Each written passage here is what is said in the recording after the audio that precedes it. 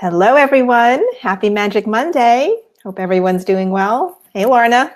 Hi, Christine. Hi, everyone. How's everyone today? All righty. Deep into the summer. So it's beginning. Yes? Officially? I guess so. I don't know where the heat is, but No, there's no heat, but the days are long. It was 9 o'clock last night and there was still light out. It was amazing. that's a good point. So we've got a really good topic today, I think, right? So we have something a little different today, right? We're talking Yeah. about, we're saying it as we say it, which is why we don't watch the news. Yeah. I think sometimes people are affronted by that when I tell them, what do you mean you don't watch the news? There's so much going on. You have to pay attention. Isn't that your civic duty to know what's happening? Oh, shouldn't you be well informed? Right. Yeah. We want to say, I don't know. It depends on how you feel. Yeah, that's worth saying again. It depends on how it makes you feel. So in our world, of paying attention to how we feel because it influences what we think and therefore how we behave and the outcomes that we create, we live in a 24/7, multiple media world. It's a lot different than, let's say, most of us were growing up. We'd watch the 6 o'clock news, and that was kind of a family thing. You'd watch the news. What's going on in the world that way? Or we'd read the paper, right? On the weekends maybe, or something like that. Nowadays, we've got the tickers, we've got the sidebars, we've got the tweets, right? All of it. It's a lot. It's everywhere. It's everywhere. And we want to be really clear that we're not saying that it's good or bad, right or wrong. Okay. It's great to follow the news if it makes you feel good. But what Christine and I have noticed about ourselves is that when we get sucked into it and when we start watching everything that's going on, it makes us feel badly. It makes us feel like we should be maybe doing something differently, or we have so much empathy for people and we're empathetic people that we feel bad all the time for all the things that are being thrown at us. Right. If you really think about it, it's a perpetual source of negativity. Yes. Right? I mean, we don't watch the news and go, wow, that's really awesome. I'm glad I learned that today. Right? Right. If anything, it creates this very heavy kind of disempowering feeling. You can oftentimes walk away, feeling hopeless or feeling so disempowered. And it, again, like all things that we talk about here, it's really important to pay attention to, is this serving me?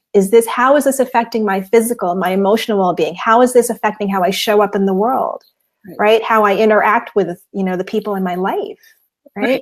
And I think that, if you're going to do something about it, right? If you see something that it makes you feel so strongly that you want to take action in the world, that is fantastic. Yes. But, there's only so much that we can control. And if you know that you're not going to take action around these things, like I, for one, know I am not a political activist. I'm just not. I'm not going to be that person. And so watching all of those things and getting embroiled in the flavor of the week, right? Because there's always something that everyone is embroiled about.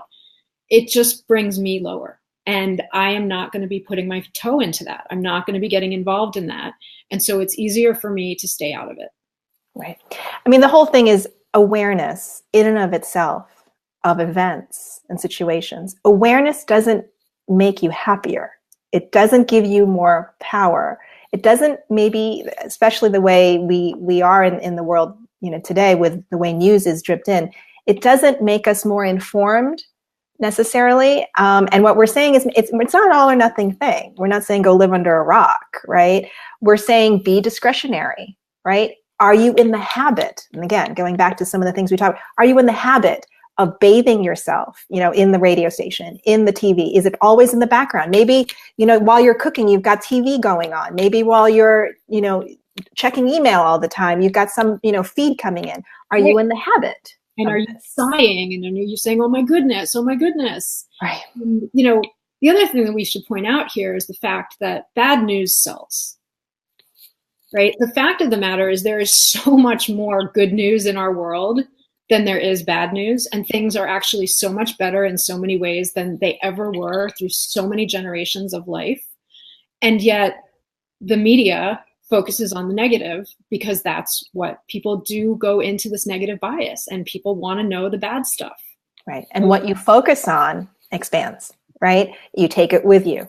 You talk about it. You perpetuate it, right? So what if, and again, from a collective standpoint, if everyone's all in a tizzy, if everyone's walking out there resentful and feeling divisive and hopeless and disempowered, imagine that magnified. What if the opposite were more true, right? What if we were more discretionary in how we think? And we can be aware and we can be informed, but if we're not aware of how it makes us feel and how we show up in the world on a day-to-day basis, then we're not, I would argue, Lorna, that's our responsibility. That's our responsibility from a collective standpoint, right? To not be in that reactive mode.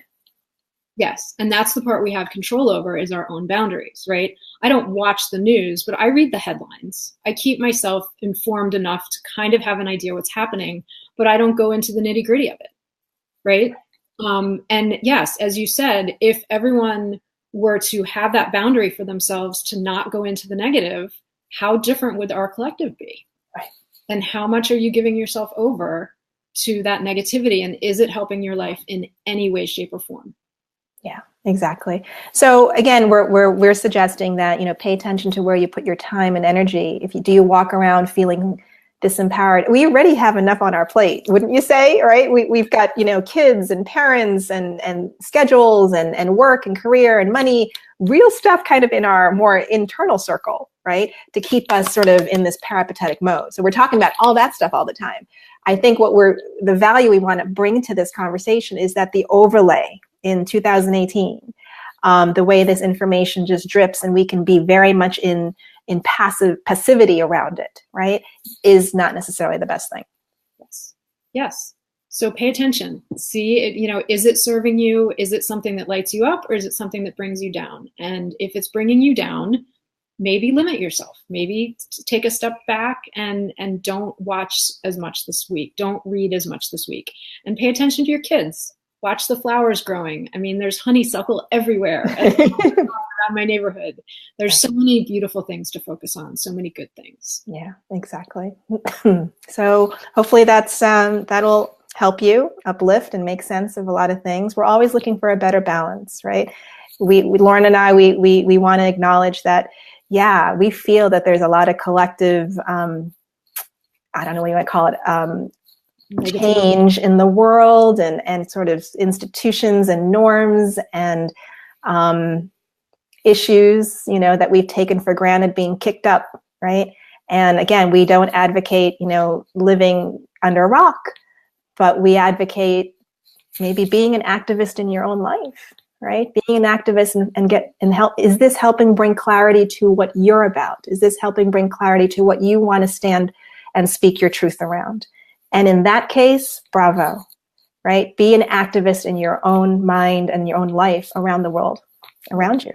Because ultimately, that's all we have. We only have control over ourselves. Indeed. Yay. So have a great week, everyone.